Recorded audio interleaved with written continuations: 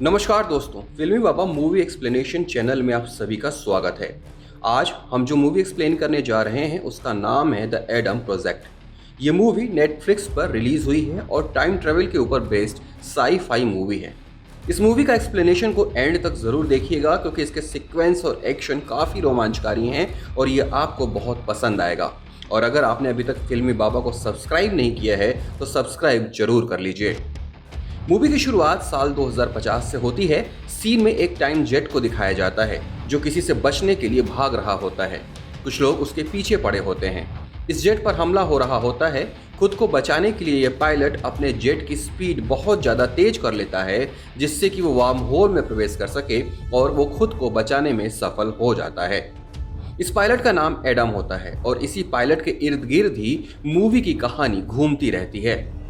अगले सीन में यह दिखाया जाता है कि वार्म होल में प्रवेश करने के बाद एडम अपने जेट समेत टाइम ट्रेवल करते हुए साल 2050 से निकलकर वापस साल 2022 में पहुंच जाता है। अगले सीन में एक स्कूल को दिखाया जाता है जहां पर हम एक छोटे लड़के को कुछ बुरे लड़कों से बचकर भागते हुए देखते हैं। इस लड़के का नाम भी एडम होता है। आखिरकार वो लड़के एडम को पकड़ लेते हैं और उसकी जमकर पिटाई करते हैं। झगड़ा करने की वजह से एडम को स्कूल से सस्पेंड कर दिया जाता है। शाम के वक्त जब छोटा एडम घर के बाहर खेल रहा होता है तब उसकी माँ उसे बुलाती है और कहती है कि वो डिनर के लिए बाहर जा रही है। रात में जब छोटा एडम वीडियो गेम खेल रहा होता है तो अचानक से लाइट चली जाती है और उसके कुत्ते हॉकिंग को कुछ आहट महसूस होती है। टॉर्च लेकर छोटा एडम भी घर के बाहर हॉकिंग के पीछे पीछे जाता है। वो देखता है कि सारे पेड़ जल रहे हैं। एडम को उसके डैड के गैराज से किसी चीज़ के गिरने की आवाज़ आती है और जब वो वहाँ जाकर देखता है तो वहाँ वही आदमी होता है जो टाइम ट्रेवल करते हुए आया था। दरअसल ये आदमी और कोई नहीं बल्कि इसी एडम का भविष्य है। बड़े एडम को गोली लगी होती है और वो खुद का इलाज करने के लिए ऊपर के कमरे में जाता है। उसे भूख भी लगी होती है तो वो फ्रिज से एप्पल निकालता है और फ्रिज को ठीक वैसे ही बंद करता है जैसे छोटा एडम बंद करता है। छोटा एडम ये सब देख के हैरान हो जाता है क्योंकि ये सब कुछ वो भी करता है। बड़ा एडम दवाइयाँ निकालकर अपने घाव को साफ करता है और छोटे एडम को उसके पर्सनल सामान के साथ खेलने के लिए मना करता है।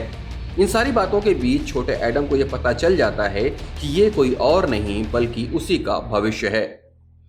दोनों की बातचीत में बड़ा एडम ये बताता है कि उसे साल 2018 में जाना था पर वो कैलकुलेशन की गलती से साल 2022 में आ गया है। बात करने के बाद दोनों घर से निकलकर टाइम जेट के पास जाते हैं लेकिन यहाँ पर एक प्रॉब्लम आ जाती है। बड़े एडम को चोट लगी होती है इसलिए उसके डीएनए से टाइम जेट स्टार्ट नहीं होता है। इस स्थिति में छोटा एडम अपने डीएनए से जेट को स्टार्ट करता है। इसके बाद सीन शिफ्ट होता है बड़े एडम पर जो मेडिकल स्टोर से अपने लिए कुछ दवाइयाँ ले रहा होता है। उस वक्त छोटा एडम मेडिकल स्टोर के बाहर ही होता है। तभी वहाँ वही लड़के उसके पास आ जाते हैं जिन्होंने स्कूल में उसकी पिटाई की थी और वो उसे फिर से पीटने लगते हैं। यहाँ पर बड़ा एडम आ जाता है और वो छोटे एडम को समझाता है कि तुम भी उससे कम नहीं हो। ये सब सुनकर छोटा एडम लड़ने की कोशिश करता है लेकिन फिर से पिट जाता है और वहां से भाग जाता है। अगले सीन में ये दिखाया जाता है कि बड़ा एडम एक बियर बार में बैठा होता है। एडम को पता था कि यहीं पर उसकी माँ भी बियर पीने आती है। बड़ा एडम अपनी माँ से बात करता है, हालांकि उसकी माँ को ये पता नहीं होता है कि ये उसका अपना एडम है। वो कहता है कि आपका छोटा बच्चा बहुत अच्छा है और वो अपनी माँ से बहुत प्यार करता है। एडम ये कहकर वहाँ से निकल जाता है। थोड़ी देर बाद एडम की माँ को अपनापन सा महसूस होता है और वो बाहर आकर उस अजनबी को खोजती है लेकिन वो वहाँ से जा चुका होता है।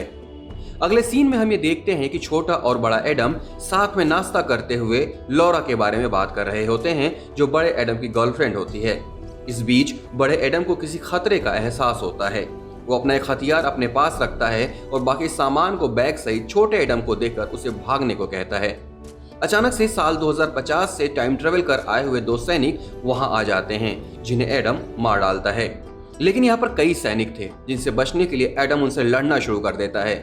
एडम कुछ कर पाता इसके पहले एक और टाइम जेट आसमान में दिखाई देता है और यहाँ पर मूवी की विलेन कैरेक्टर दिखाई देती है जिसका नाम होता है माया। माया एडम को अपने साथ 2050 में वापस ले जाना चाहती थी लेकिन एडम इनकार कर देता है। ये सुनकर माया बड़े एडम पर मिसाइल से हमला करने वाली होती है। तभी वहां लॉरा आ जाती है और वो टाइम जेट पर हमला कर देती है। जेट को नुकसान न हो इससे बचने के लिए माया वहां से भाग जाती है। एक बार फिर एडम माया के सैनिकों से लड़ता है और यहाँ उसका साथ देती है उसकी गर्लफ्रेंड लॉरा। सैनिकों से बचते हुए आखिरकार लॉरा छोटे और बड़े एडम को लेकर वहां से भागने में कामयाब हो जाती है। इसके बाद में सीन शिफ्ट होता है अगली सुबह पर, जहां ये तीनों झील किनारे बैठकर आपस में बातें कर रहे होते हैं। लॉरा बड़े एडम से कहती है कि तुम्हें छोटे एडम को लेकर साल 2018 में जाना होगा और सब कुछ ठीक करना होगा। लॉरा खुद उस टाइम जेट में नहीं जा सकती थी क्योंकि लॉरा का टाइम जेट नष्ट हो गया था और वो दूसरे के टाइम जेट में इंटर नहीं कर सकती थी क्योंकि हर जेट पायलट के डीएनए से चलता है। अचानक ही लॉरा के घर से अलार्म बजने की आवाज आती है। लॉरा कहती है कि माया के सैनिकों ने उसे ढूंढ लिया है। भविष्य को सुरक्षित रखने के लिए लॉरा वर्तमान और भविष्य के एडम को वहां से जाने को बोलती है और खुद माया के सैनिकों का रास्ता रोककर खड़ी हो जाती है। एडम टाइम जेट के पास पहुंचकर छोटे एडम के डीएनए की मदद से वहां से निकल जाता है, लेकिन माया और उसके सैनिक उसका पीछा करने लगते हैं। एडम अपने टाइम जेट का इंजन बंद करके पहाड़ियों के बीच छिप जाता है और दोबारा से इंजन स्टार्ट करके वहां से भागने लगता है, लेकिन माया और उसके सैनिक उसे सामने से घेर लेते हैं और उन पर हमला करते हुए आगे बढ़ते हैं। यहाँ पर एक बार फिर एडम पल्स स्विच ऑन करता है और वार्म होल में प्रवेश कर आखिरकार साल 2018 में पहुंच जाता है। साल 2018 में प्रोफेसर रीड को दिखाया जाता है जो अपने स्टूडेंट्स को पढ़ा रहे होते हैं। प्रोफेसर रीड ही एडम के पिता होते हैं। जैसे ही क्लास खत्म होती है सभी स्टूडेंट बाहर चले जाते हैं, तभी प्रोफेसर रीड देखते हैं कि अभी भी क्लास में कोई बैठा हुआ है। वो समझ जाते हैं कि ये उनका बेटा एडम है और वो ये पूछते भी हैं कि क्या ये टाइम ट्रेवल है। रिप्लाई में एडम हाँ कहकर जवाब देता है और छोटा एडम भी डैड कहकर अपने पिता के गले लग जाता है। तीनों बात करते हुए कॉलेज के बाहर आते हैं और बातों ही बातों में बड़ा एडम अपने पिता को बताता है कि सोरियन यानी कि माया आपको धोखा देगी और वो आपके द एडम प्रोजेक्ट का गलत इस्तेमाल करेगी। यहीं पर एडम के पिता को यह भी पता चलता है कि उन्होंने ही टाइम ट्रेवल की खोज की है। एडम की बातों को गंभीरता से लेकर प्रोफेसर रीड सोरियन लैब पहुंचते हैं, जहां दोनों एडम को दिखाया जाता है वे टाइम ट्रेवल मशीन को डिस्ट्रॉय करने जा रहे होते हैं। बड़ा एडम बताता है कि ये दुनिया का सबसे बड़ा इलेक्ट्रोमैग्नेटिक एक्सेलरेटर है और हम इसे बर्बाद कर देंगे। तभी माया के सैनिक बड़े एडम को चारों तरफ से घेर लेते हैं और वो सैनिक जैसे ही बड़े एडम पर हमला करने वाले होते हैं तो छोटा एडम ड्रोन की मदद से सैनिकों को मार डालता है। बड़ा एडम सैनिकों से निपट रहा होता है और छोटा एडम अपने ड्रोन की मदद से एडम की हर संभव मदद करता है। यहाँ पर बड़ा एडम एक बड़ी मुसीबत में फंसने वाला होता है, तभी एडम के पिता की धमाकेदार एंट्री होती है और वो अपने भविष्य के बेटे को बचा लेते हैं। प्रोफेसर रीड एडम से कहते हैं कि वो उनकी मदद के बिना टाइम मशीन को बर्बाद नहीं कर सकते और दोनों लैब के अंदर घुस जाते हैं। लैब के अंदर जाते वक्त प्रोफेसर रीड एडम को बताते हैं कि अगर तुम एक्सेलरेटर को बर्बाद करोगे तो सोरियन उसे दोबारा बना लेगी। प्रोफेसर रीड कहते हैं कि उन्होंने वार्म होल को स्टेबल करने के लिए प्लाज्मा कोटिंग एल्गोरिदम बनाया है और इस फार्मूला को उन्होंने न किसी को बताया है और न ही कहीं पर लिखा है। एडम कहता है कि हाँ, मैं समझ गया कि हमें डायमंड हार्ड ड्राइव को तोड़ना है, जिसके बाद टाइम ट्रेवल इवेंट ही नहीं होगा। बाहर छोटा एडम ड्रोन से खेल रहा होता है और तभी वहां माया आ जाती है और सीन शिफ्ट हो जाता है एडम और प्रोफेसर रीड पर, जो लैब के अंदर पहुंच गए होते हैं। यहीं डायमंड हार्ड ड्राइव रखी होती है। एडम अपने पिता से पूछता है कि क्या होगा अगर हम डायमंड हार्ड ड्राइव को निकाल लें, तो रिप्लाई में उसके डैड कहते हैं कि दो चीजें हो सकती हैं। एक तो ये कि एक्सीलेटर उसी रूप में चलता रहेगा लेकिन बिना एल्गोरिदम के, इसे कोई भी फिर से बना नहीं पाएगा, और दूसरी ये कि एक ऐसा दुष्प्रभाव होगा जिससे 100 मील तक कोई भी जीव जिंदा नहीं बचेगा। तब एडम कहता है कि पहला वाला ऑप्शन ज्यादा अच्छा रहेगा, जिसके बाद प्रोफेसर रीड ड्राइव पैनल को अनलॉक करके डायमंड हार्ड ड्राइव को निकाल लेते हैं, लेकिन एक्सेलरेटर उसी लूप में चलता रहता है। इसी दौरान वर्तमान माया और भविष्य की माया अपने सैनिकों के साथ वहां आ जाती हैं। एडम मुस्कुराते हुए कहता है कि आज तो यहाँ माहौल बनने वाला है। फ्यूचर की माया कहती है कि वो हार्ड ड्राइव मुझे दे। एडम इसके लिए ना कहता है। फ्यूचर की माया एक डोर अनलॉक करती है और छोटे एडम को गन पॉइंट पर रखती है, जिसको उसने लैब से बाहर पकड़ लिया था।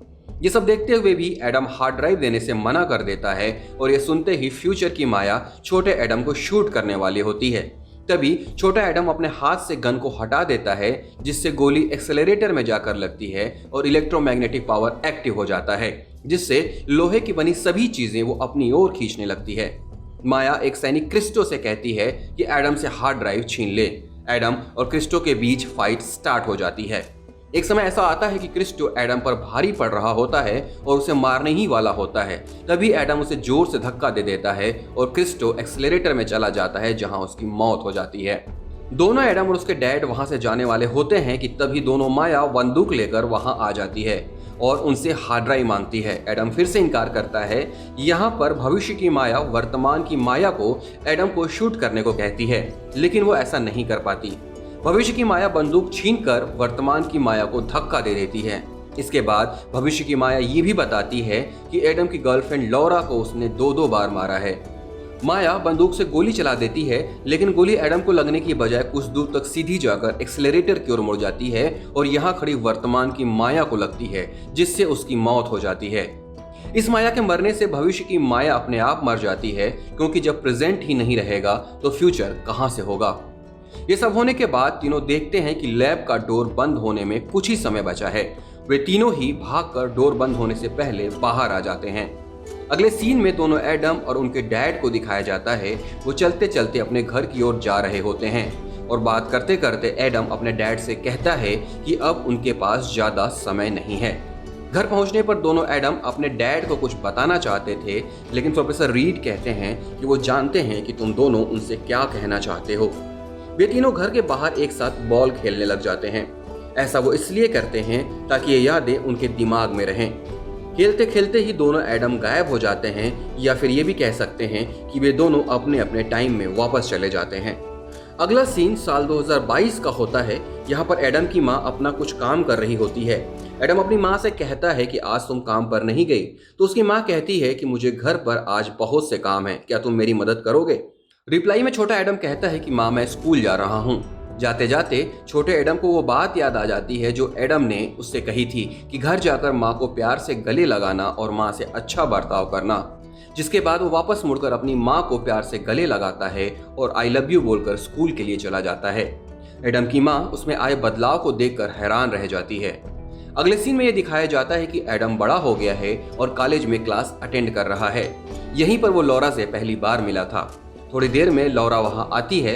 एडम लौरा से कहता है कि ये काफी बोरिंग क्लास है। वो कहता है कि यहाँ सारे लोग सो रहे हैं और मैं भी। रिप्लाई में लौरा कहती है कि काफी अच्छा मजाक कर लेते हो। तब एडम लौरा से कहता है कि शायद तुम गलत क्लासरूम में आ गई हो। लौरा अपने बैग से एक पर्ची देखकर कहती है कि हाँ, मैं गलत क्लास और गलत बिल्डिंग में आ गई हूँ। तब एडम लौरा से कहता है कि तुम चाहो तो मैं तुम्हारे क्लास तक छोड़ सकता हूँ। तो रिप्लाई में लौरा कहती है ठीक है, और दोनों क्लासरूम से बाहर आ जाते हैं। और इस सीन के साथ ही यह मूवी यहीं पर खत्म हो जाती है। उम्मीद करता हूं द एडम प्रोजेक्ट का ये हिंदी एक्सप्लेनेशन आपको पसंद आया होगा। दोस्तों, एक लाइक और सब्सक्राइब आपके लिए कोई मायने नहीं रखता है, लेकिन यकीन मानिए हमारे लिए आपका ये करना बहुत ही ज्यादा अहमियत रखता है। फिर मिलेंगे एक नए वीडियो के साथ। Thanks for watching.